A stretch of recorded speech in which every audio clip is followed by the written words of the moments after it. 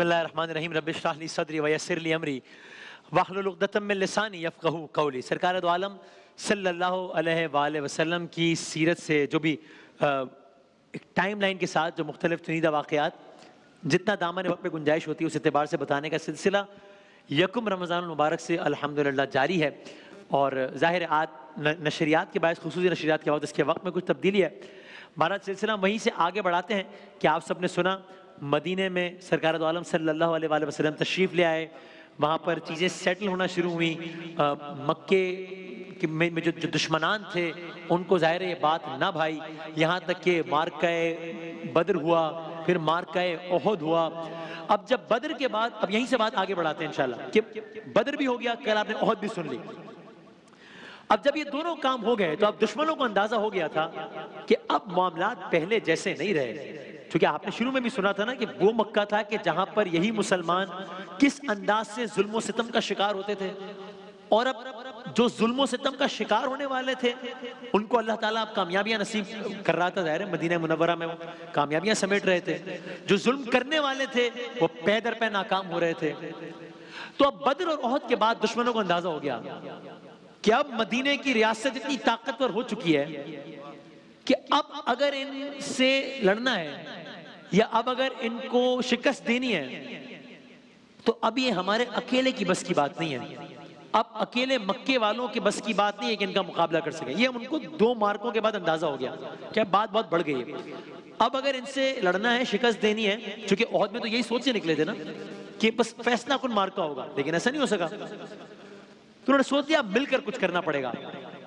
تو ایک طرف مکے میں جو دشمنان ہیں وہ یہ سوچ رہے ہیں، اور دوسری طرف جو پورا جو جزیرت العرب ہے اس کے جتنے بھی قبیلے ہیں وہ مکے اور مدینے والوں کے درمیان ہونے والی ان جنگوں کا بغور مطالعہ بھی کر رہے ہیں کہ کیا ہو رہا ہے، اور ظاہر ہے مشرک ہونے کی وجہ سے، کافر ہونے کی وجہ سے ان کی ساری ہمدردیاں کس طرف ہیں؟ ظاہر ہے مشرکین مکہ کی طرف ہیں۔ تو اب یہ لابنگ ہو رہی ہے مدینے والوں کے خلاف۔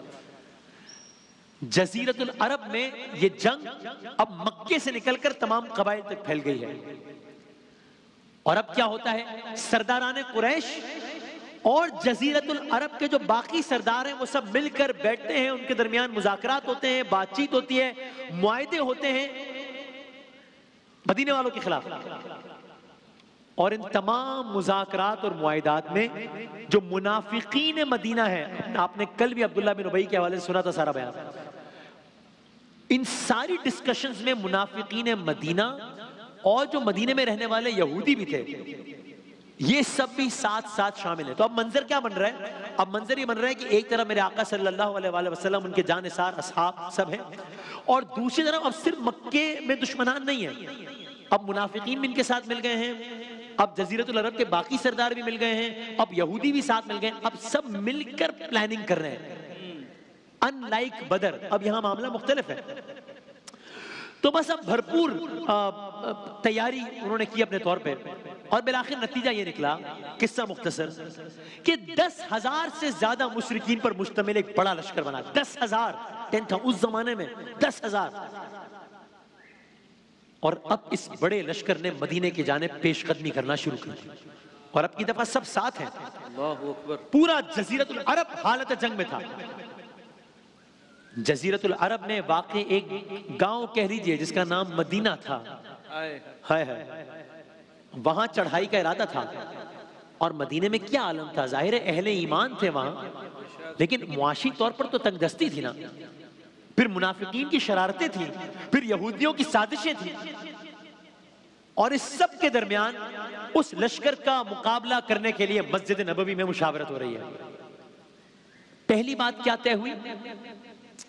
بس پہلی بات جو طے ہوئی وہ یہ ایک پرنسپل ڈیسیشن ہو گیا کہ ہم نے حکمت عملی کے تحت مدینے میں ہی رہ کر دفاعی جنگ لڑنی ہے، یہ طے ہو گیا۔ یہ اصول، مدینے کو عقب سے پہاڑ سے تحفظ حاصل تھا، لیکن سامنے سے حملے کی صورت میں بظاہر بچاؤ کی کوئی صورت نہیں تھی، تو اب کیا کریں؟ رہنا مدینے میں ہی ہے، دفاعی حکمت عملی اختیار کرنی ہے، عقب میں پہاڑ ہے، سامنے سے حملہ ہو جائے گا تو کیا کریں گے؟ تو ایسے میں ایران یعنی فارس سے تعلق رکھنے والے ایک ہستی ہیں سبحان اللہ، ہائے ہائے، جنہوں نے فارس یا ایرانیوں کے جنگی طریقوں سے جو بہت واقف ہیں، نام سلمان فارسی ہے. سبحان اللہ، ہائے ہائے، کیا بات ہے. حضرت سلمان فارسی رضی اللہ تعالیٰ عنہ، انہوں نے آگے بڑھ کر سرکار نے کہا میرے اہل بیت میں سے ہیں سلمان، آگے بڑھ کر سرکار دو عالم صلی اللہ علیہ وآلہ وسلم کو مشورہ دیا کہ ہمارے ہاں دفاعی جنگ میں خندق کھود کر دفاع کیا جاتا ہے، تو اگر ہم مدینے کے باہری اطراف میں خندق کھود دیں تو پھر حملہ آور فوج خندق کی دوسری جانب ٹھہرنے پر مجبور ہو جائے گی. تجویز قبول کر لی گئی. کام شروع ہوا، کام پر عمل شروع ہوا. مسلمانوں نے ایک ایسا کارنامہ انجام دیا جس کی تاریخ میں کوئی مثال نہیں ملتی، اور وہ کیا تھا؟ انتہائی کم وقت میں ایک میلوں طویل خندق کی کھدائی کر لی گئی. اور خندق کی کھدائی کا عالم کیا ہے؟ حال یہ ہے 24 گھنٹے دن رات صحابہ کرام خندق کھودنے میں مصروف، اور جہاں کہیں خندق کی کھدائی میں مشکل پیش آئے یا کوئی بڑا پتھر راہ میں حائل ہو تو میرے آقا صلی اللہ علیہ وآلہ وسلم خود آگے بڑھ کر ایک ہی ضرب میں اس کو ریزہ ریزہ کر دیں. سبحان اللہ، سبحان اللہ. تو ادھر یہ کام جاری ہے، یہ مدینے کا احوال ہے. ادھر وہ کام جاری ہے، وہ مکے کا حال ہے. منافقین مکہ اور یہودی مسلسل پیش قدمی کر رہے ہیں، یعنی وہاں سے پیش قدمی ہو رہی ہے مکے سے، اور یہاں کیا ہو رہا ہے؟ جو منافقین ہیں اور جو یہودی ہیں وہ بھی اس بڑے لشکر سے رابطے میں ہیں. یہودی قلعے میں سازشیں تیار ہو رہی ہیں. قصہ مختصر، وہ دن آیا کہ جب مکہ سمیت پورے جزیرت العرب کے جنگجوؤں نے مدینے کو گھیر لیا. بتایا جاتا ہے موسم بہت سرد تھا، شدید سردیاں تھیں، اور یہاں عالم یہ تھا مدینے والوں کا، مسلمانوں کا، کہ کچھ کو کھانے کو اور کچھ کو کھانے کو تو کیا صحیح طریقے سے پہننے کو کچھ میسر نہیں تھا. یہاں تک آیا کہ مسلمانوں نے سردی سے بچنے کے لیے زمین میں گڑھے کھود لیے اور کئی روز ان گھڑوں میں گھس کر سردی سے بچاؤ کیا جاتا. کئی پہر گزر جاتے، کسی کو کھانے کو نہ ملتا. اور یہی تو وہ واقعہ ہے، دل ہلا دینے والا واقعہ، رونگٹے کھڑے کر دینے والا واقعہ، آنکھیں نم کر دینے والا واقعہ، کہ جس کے بعد دل کہتا ہے کہ سلام اس پر کہ جس نے بادشاہی میں فقیری کی. کیا ہوا؟